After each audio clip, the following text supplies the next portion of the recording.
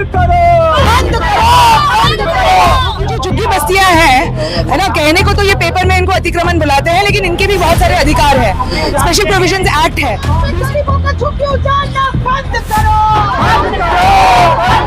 लेकिन ये जो जाए झुग्गी वहाँ मकान वाला जो बड़ा धोखा किया है, अब दिल्ली का पूरा मजदूर वर्ग भी समझ गया है। तो ये जो धरना प्रदर्शन है एक आह्वान है, आवास अधिकार जन आंदोलन के नाम से हमने एक ब्रॉड बेस्ड मंच बनाया है, जिसमें तमाम वामपंथी प्रगतिशील दल जो है, ठीक है ना, और ये किसी एक पार्टी विशेष या एक संगठन का आंदोलन नहीं है। दिल्ली में जितने भी लोग हैं जो गरीब और मजदूरों के हक हकूक के लिए लड़ते हैं, उन सबका एक साझा मंच है। एक व्यापक आंदोलन का आह्वान करने के लिए आज हम यहाँ पे आए हैं कि जो तमाम जो नियम जो प्रोटोकॉल है गरीबों को आश्रय के अधिकार का सुरक्षा देने के लिए, उसका पूरे तरीके से उल्लंघन हो रहा है और ये पिछले कई सालों से हो रहा है। लेकिन जिस तेजी से ये बुलडोजर का एक आतंक फैलाया जा रहा है हमारे दिल्ली प्रदेश में, उसी के खिलाफ खड़े होने के लिए और सरकार को उनकी जिम्मेदारियों का याद दिलाने के लिए आज हम लोग यहाँ पे एकजुट हुए हैं। पट्टी हटाते तो समझ में आता है, लेकिन वो कह रहे कि हम 50 साल से लगातार रह रहे हैं, उनकी बिल्डिंगों को भी नोटिस लग रही है।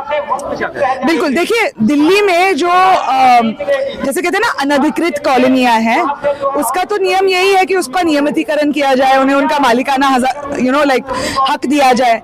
और जो झुग्गी बस्तियां हैं, है ना, कहने को तो ये पेपर में इनको अतिक्रमण बुलाते हैं, लेकिन इनके भी बहुत सारे अधिकार है।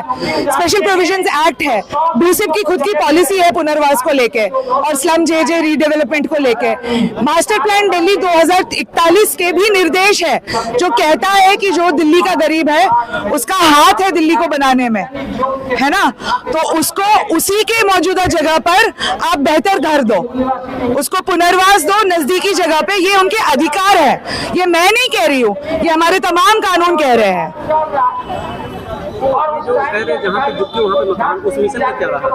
देखिए बीजेपी की तो हम तो 2014 से ही चुनावी वादे सुनते आ रहे हैं। हम एक युवा संगठन से हैं, वो 2 करोड़ रोजगार साल में देंगे 2014 में बोला था, ठीक है ना। 2 करोड़ रोजगार दिए तो नहीं है, लेकिन हाँ छीने जरूर हैं अलग अलग इनकी नीतियों के कारण, ठीक है ना। तो पहली बात तो जो दिल्ली का युवा है ना वो बेवकूफ नहीं है। हम तो 2014 से देखते हुए आ रहे हैं, शिक्षा का निजीकरण बाजारीकरण हो रहा है, रोजगार तो खत्म होते जा रहा है, ठप होते जा रहा है, और जो रोजगार मिल रहा है वो भी एकदम मतलब कैसे है ना कि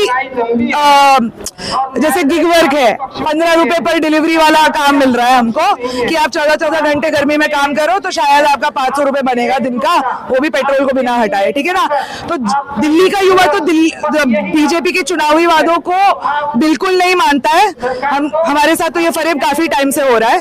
लेकिन ये जो जाए झुग्गी वहाँ मकान वाला जो बड़ा धोखा किया है, अब दिल्ली का पूरा मजदूर वर्ग भी समझ गया है कि ये जो सरकार है ये किसी भी झूठ के सहारे आपसे आपका वोट लेगी और वोट लेने के बाद उनकी गद्दी गर्म भी नहीं होगी और आपको ये रास्ता पे चलता कर देगी। और यही आज दिल्ली के मेहनतकश वर्ग के साथ हो रहा है। और हम देख रहे हैं, रेखा गुप्ता आपका इंस्टाग्राम हम देख रहे हैं, रोज आके ये बोल रही है कि दिल्ली में एक भी झुग्गी नहीं टूटेगी।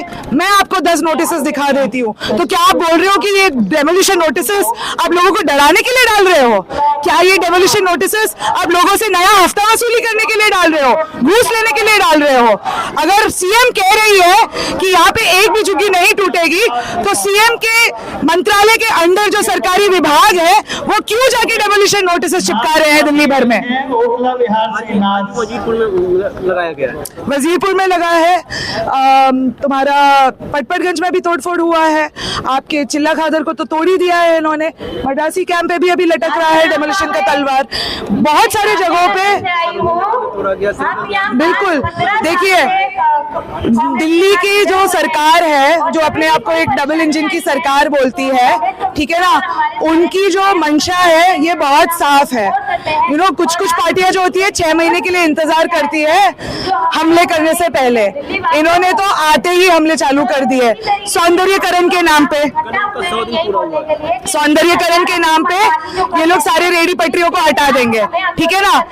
भारत में 90% जनता जो है 300 रुपए दिन में कमाती है, वो थोड़ी दुकानों में जाएगी। जो बुनियादी सेवाएं देने वाले लोग हैं उनको आप हटा दोगे तो लोग मीट मच्छी कपड़ा कहाँ से खरीदेंगे? अर्थव्यवस्था में जो गिरावट आई है वो गिरावट और होगी, इनको समझ में नहीं आ रहा है।